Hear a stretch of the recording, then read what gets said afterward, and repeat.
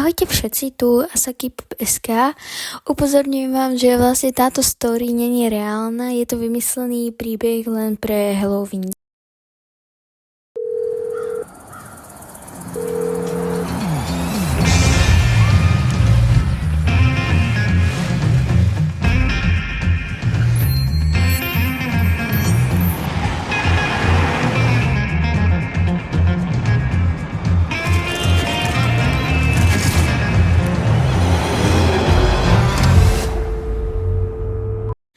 Príbeh sa teda volá Halloweenská noc Blackpink, tak môžeme začať.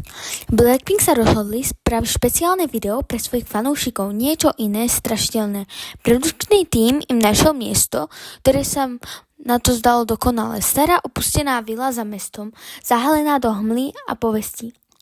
Hovorilo sa, že pred desiatkami rokov tu skúšala mladá kapela a nikdy z nej nevyšla. Keď dievčatá prišli v dome, vládlo ticho. Len vietor narážal do rozbitých okien. Všetko pôsobilo opustenie, no zároveň ako by na nich niečo čakalo. Jisoo sa smiela, že je to len legenda, no Jenny sa necítila dobre. Mala pocit, že ich niekto sleduje. V hlavnej sále stál obrovský klavír, Rose si nemohla pomôcť a sadla si k nemu.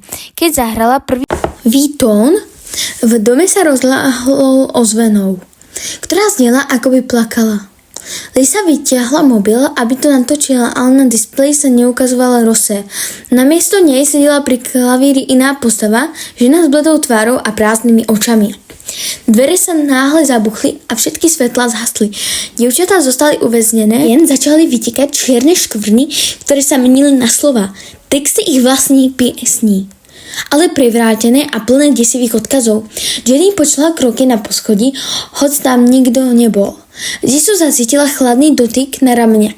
Lisa zbadala v zrkadle svoj odraz, ktorý sa začal usmievať, hoci ona zostala smutná. A potom prišiel potlesk. Hlasný nekonečný potlesk, ktorý zaplnil celú sálu.